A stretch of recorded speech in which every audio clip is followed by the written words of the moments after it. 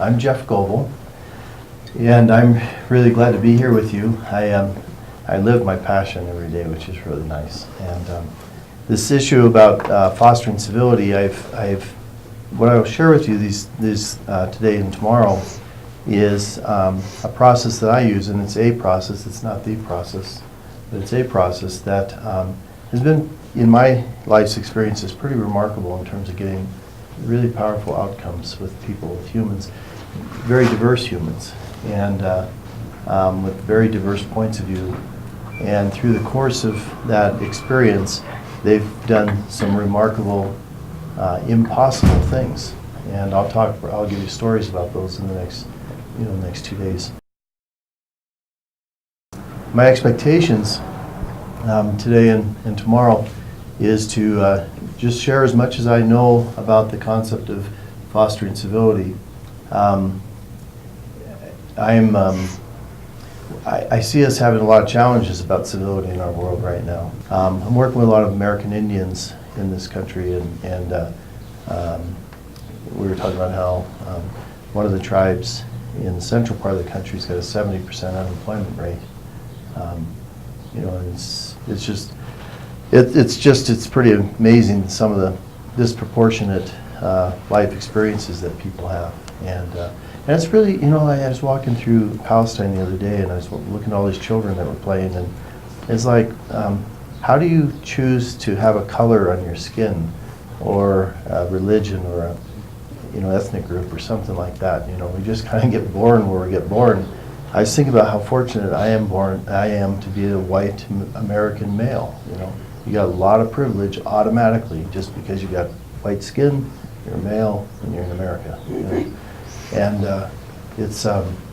I've experienced the other side of discrimination, where I've been discriminated against because of what I am on the outside. And so I have a bit of an understanding about that. Because I have privilege, I can get up and go someplace else.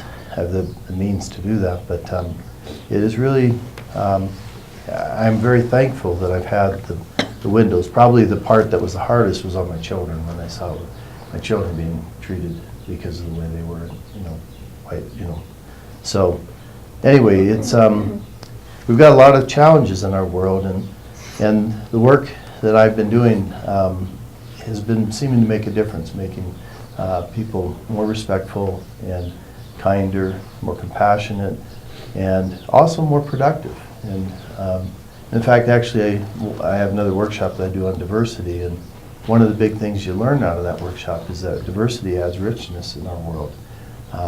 We're often afraid of diversity. I remember, like my first time going on Indian reservation, scared to death I was going to get shot with an arrow or something, and and really, I was frightened to be there, and now I love being there. It's home to me in a lot of ways, and so I've learned that often we're afraid of something that's different than us, but if you have the courage to kind of move into that, you can find that there's just incredible richness from the diversity.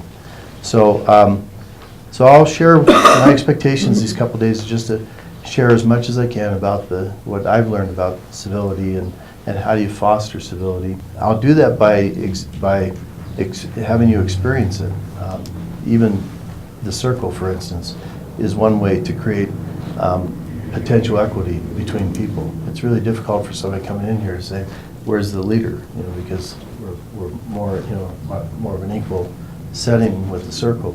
So I guess what I'd like you to do is be really aware of all of the things that are going on, not only what I say or what other people say, but also what's going on, in terms of design, and also be checking in yourself and what's going on inside yourself, and be conscious and aware of that, because that's very powerful. We'll talk a lot about that in the next couple of days. How I'm feeling today, I've been really looking forward to sharing this work with you. When Barb and April first talked about putting this together, I was like, wow, this is really cool. Because I think this is really one of the big challenges we have as a society. like the Chinese leadership said, we're not worried about America. Well, it'd be nice not to be worrying about America, but for different reasons. Nice to have a respectful world where we're all making good decisions and making a positive difference. So,